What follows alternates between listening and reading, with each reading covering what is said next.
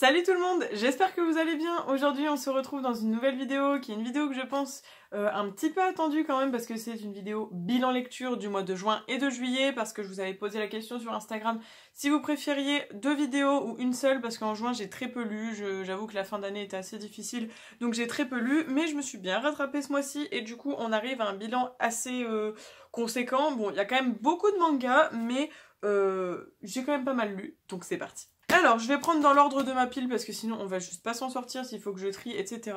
Donc c'est parti, j'essaie d'aller assez rapidement pour que cette vidéo ne soit pas trop longue. Et surtout, n'hésitez pas à lâcher un petit commentaire avec vos lectures du mois et un petit like parce que ça fait toujours plaisir. Donc je prends le premier livre de la pile, donc c'est le Calendar Girl de juillet. Vous savez que j'ai commencé cette série depuis le mois de janvier, c'est-à-dire depuis le moment où j'ai commencé cette série de vidéos que vous êtes en train de regarder.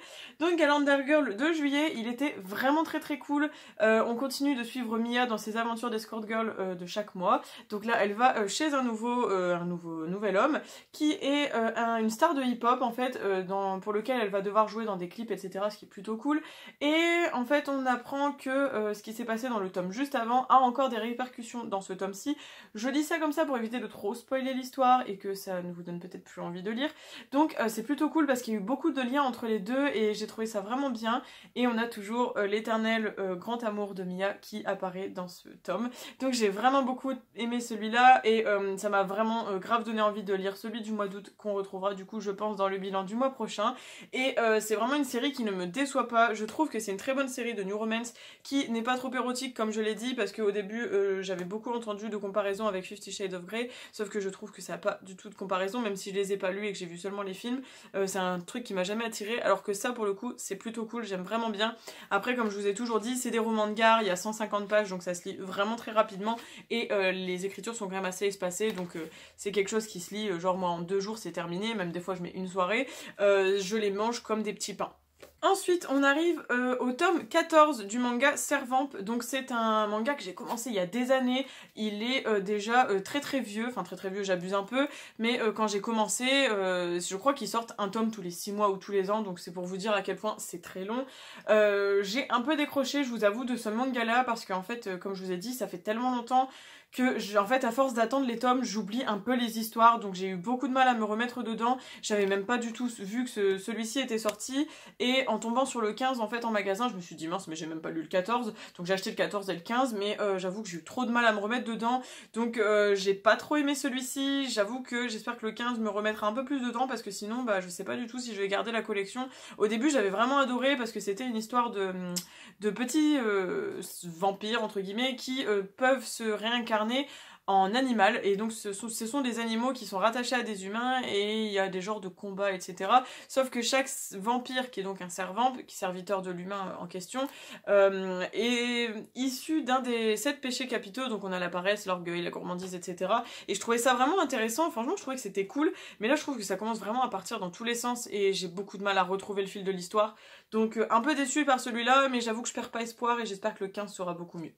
Ensuite, j'ai terminé ce roman, donc ça c'est un petit roman que j'avais trouvé chez Noz, je le vois parce que j'ai encore une petite étiquette là, vous savez que Noz, j'achète énormément, j'achète vraiment beaucoup chez Cultura et chez Furet du Nord, mais j'avoue que je ne peux pas m'empêcher d'aller dans les rayons de livres en fait, au niveau de chez Noz, et j'avais trouvé cette petite trilogie, donc là c'est le tome 1, les 2 autres tomes sont dans ma pile à lire évidemment, ça fait déjà plusieurs mois qu'il était là, mais je ne prenais pas le temps de le lire.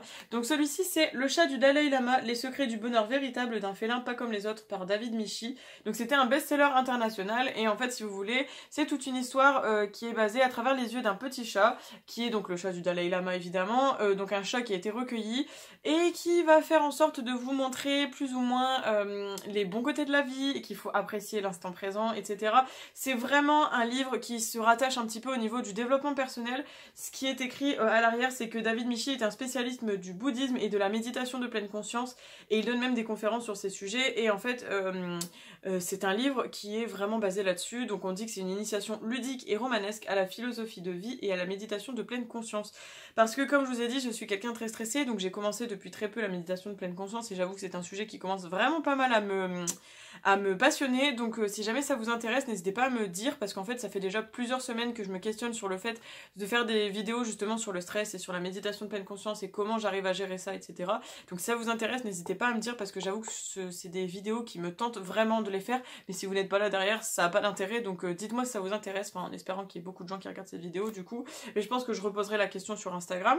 Et j'ai vraiment bien aimé ce livre. Bon, il était assez long parce qu'en plus c'est des toutes petites écritures. Moi je suis quelqu'un qui a du mal avec les petites écritures comme ça, je me lasse vite. J'ai eu beaucoup de temps à le mettre, je crois que j'ai mis genre 2 ou 3 semaines, j'avais dû le commencer en juin et là je l'ai terminé il y a une semaine. J'ai mis beaucoup de temps à le mettre parce qu'il y a eu des moments où je trouvais vraiment ce bouquin génial, d'autres où c'était moins, donc c'était vraiment les montagnes russes avec ce livre. Mais je ne perds pas espoir aussi, je pense que les 2 autres tomes vont me plaire, enfin j'espère, et on va continuer du coup de suivre l'histoire de ce petit chat qui est du coup très mignon, et j'aime vraiment beaucoup la philosophie qui est vraiment sous-jacente. Elle n'est pas donnée comme des règles, etc., c'est vraiment donné sous forme d'un roman, mais c'est vraiment quelque chose qui me plaît beaucoup, et ouais, j'avoue que c'est très intéressant. Donc si jamais vous êtes passionné un peu par ces sujets-là, n'hésitez pas à vous pencher, ce sont des livres qui sont pas très chers. Celui-ci normalement il coûte 8,90, moi je l'avais eu à 70% du prix, mais bon, de base il est pas très cher, c'est un peu comme les Calendar Girls, je crois que c'est 10 € normalement le livre. Ensuite, j'avais terminé le tome 3 du manga Echoes, donc je crois que je vous ai déjà présenté le 1 et 2 que j'ai acheté il y a pas si longtemps. J'aime toujours autant ce manga, je suis vraiment super contente d'être tombée dessus, il est vraiment très cool. En plus c'est écrit par Kei Sanbe qui a également fait le perso des esprits, et j'avais vraiment bien aimé. Bon après comme je vous disais, la patte graphique est assez particulière, mais j'aime vraiment beaucoup l'histoire, donc voilà, pour vous montrer un petit peu les images. En plus c'est un peu une histoire un peu policière comme je vous avais dit, donc on suit l'histoire de Senri, je crois c'est ça, Senri, qui avait donc toute sa famille qui a été assassinée. Il a perdu le contact avec son frère jumeau avec lequel il partageait des genres de visions, et en fait depuis ce qui s'est passé, il n'a plus de vision avec son frère, donc il pense qu'il est mort, et dans ce tome on apprend que le frère n'est peut-être pas mort, donc c'est vraiment, j'ai très hâte de voir la suite parce que du coup ça m'a beaucoup intriguée et j'aime vraiment beaucoup l'histoire. Je la trouve très originale, et en plus comme je vous disais c'est celui qui a fait le berceau des esprits et qui a aussi fait Erased, c'est un petit peu plus connu, et j'avais adoré Erased qui était vraiment un très bon manga, donc je pense que celui-ci va être un très bon héritier, et je pense que je peux vraiment vous le conseiller parce qu'il est assez facile d'accès et je trouve l'histoire vraiment intéressante et assez originale pour le coup. Ensuite, on arrive sur les tomes 3 et 4 du manga Root End. Donc ça, je sais pas si je vous ai déjà présenté les 2 premiers tomes parce que je crois que je les avais déjà lus avant de commencer la série de vidéos. Donc c'est un manga qui est bientôt terminé, je crois, je sais plus en fait, je dis peut-être des bêtises, mais c'est un manga que j'ai découvert totalement par hasard, je crois, dans une offre au Furet du Nord. Pareil, c'est un peu encore une fois une histoire un peu policière avec des nettoyeurs, etc. Donc j'ai pas trop envie de vous spoiler trop l'histoire, c'est ça qui est un peu compliqué avec les mangas parce que du coup comme c'est des suites, etc. je peux juste un peu vous raconter mon ressenti sur le livre, mais je vais pas trop vous raconter les histoires parce que du coup je vous spoil un peu tout. J'ai vraiment bien aimé, je pense que je vais vraiment continuer de lire ce manga, j'aime vraiment beaucoup. Donc si ça vous intéresse, n'hésitez pas un peu à aller vous renseigner, mais c'était des très bonnes lectures, et en plus c'est des seinen, donc plutôt intéressant aussi, parce que ça s'adresse un petit peu plus aux adultes du coup, mais ouais, encore un truc un peu policier, etc. Moi j'aime bien un peu les trucs de meurtre et tout en général dans les mangas, ce qui est assez bizarre, mais j'adore ça, je trouve que c'est toujours très bien raconté, et ouais, je les mange comme des petits pains aussi ceux-là. Pour le coup ça a été une très belle découverte quand je suis tombée sur ce manga parce que j'adore vraiment l'histoire aussi. J'ai aussi terminé Dead Company 3, donc c'est le dernier de la trilogie, donc ça c'est fait par Yoshiki Tonogai que vous connaissez sûrement si vous êtes adepte de manga, parce que c'est celui qui a fait Doubt, Judge et puis Secret. Donc là il avait ressorti une trilogie qui s'appelle donc Dead Company, qui reste toujours un peu dans la même trempe avec des jeux, en fait si on peut apparenter le truc, ça ressemble un petit peu à Saw, mais vraiment de très loin, hein. Mais dans l'idée ça reste un peu comme ça, ce sont des gens qui doivent survivre, etc. Avec ouais c'est ça, c'est un genre de jeu et ils doivent survivre, mourir, enfin c'est vraiment, ça ressemble vraiment à Saw pour le coup, donc je pense que si vous aimez ça vous devriez apprécier. Et pareil, si vous êtes des fans de Yoshiki Tonogai, évidemment ce manga va vous plaire. Moi je l'ai beaucoup aimé, j'adore vraiment cet auteur et j'espère qu'il va ressortir d'autres choses, parce que même si c'est des mangas qui se ressemblent, hein, au niveau du scénario il n'y a rien de nouveau, j'adore, je suis vraiment très fan de ça. Je sais pas, je vous ai pas montré un petit peu les images, mais les images sont assez sympas, hein. Elles sont très simples, assez basiques d'ailleurs, rien d'exceptionnel et de compliqué comparé par exemple à Echoes qui a vraiment une patte particulière. Celui-ci c'est un manga classique, donc ouais voilà, très déçue d'avoir du coup déjà terminé, mais en 3 mangas c'est super cool. D'ailleurs je pense qu'il y aura peut-être une suite parce que je trouve que la fin n'est pas vraiment une fin.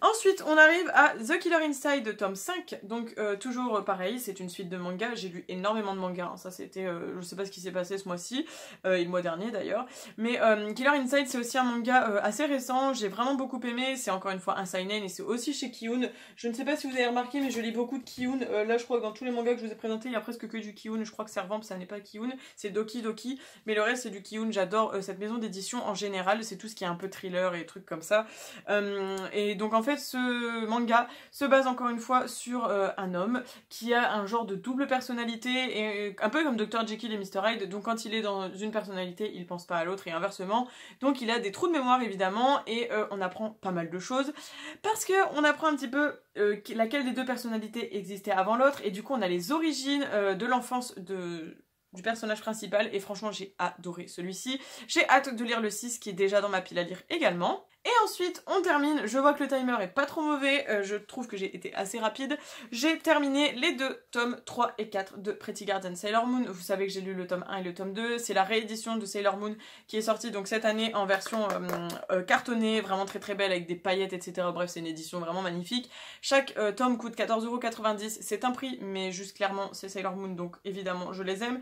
À chaque fois c'est mon copain qui me les offre, donc c'est plutôt cool de sa part, et je suis vraiment contente de les avoir parce que même si c'est Sailor Moon et que je connais l'histoire, que j'ai vu Crystal, que j'ai vu l'ancien, enfin bref j'ai vraiment tout vu, je connais l'histoire par cœur, j'adore les lire, les relire et redécouvrir à chaque fois. En plus ceci se rapproche vraiment de l'histoire de Crystal, donc c'est plutôt cool, ça me fait vraiment trop plaisir. Le tome 3 est comme ceci avec Mars en couverture, il est vraiment très divin, et le tome 4 avec du coup Jupiter, ils sont vraiment très beaux, ils sont assez épais, en plus ils sont vraiment très épais. Je trouve que Mars était beaucoup plus épais d'ailleurs, celui-ci le 3 est plus épais que le 4, et au niveau des dessins c'est toujours aussi magnifique, c'est vraiment très beau, je vous les montre à chaque fois, enfin voilà, moi je suis vraiment très fan de la patte graphique hein, clairement, en plus c'est pareil quand on a les quelques images en couleur, enfin c'est juste trop beau, après il faut aimer, hein, ça, je sais que tout le monde n'aime pas les mangas, mais je suis juste trop contente, et d'ailleurs vous aurez bientôt le tome 5, parce que le tome 5 avec Vénus en couverture sort le 18 ou 19 août, je sais plus, donc très hâte d'avoir ça.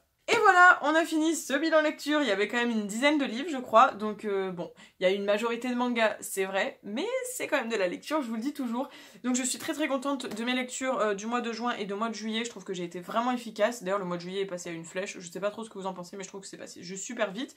Et ouais, je suis vraiment contente de mes lectures, j'espère que mes lectures de août seront vraiment aussi concluantes et aussi bien. Je vais essayer de lire un peu plus de romans, mais du coup ça prend plus de temps que des mangas évidemment. C'est surtout que le chat du Dalai Lama m'a pris beaucoup de temps et me faisait beaucoup réfléchir, donc j'avais besoin de pas mal de mangas pour relâcher un peu la pression, parce que comme c'était un livre assez psychologique quand même mine de rien, il me fallait plus de trucs un peu plus légers on va dire, donc ça explique peut-être le pourquoi du comment j'ai beaucoup de mangas.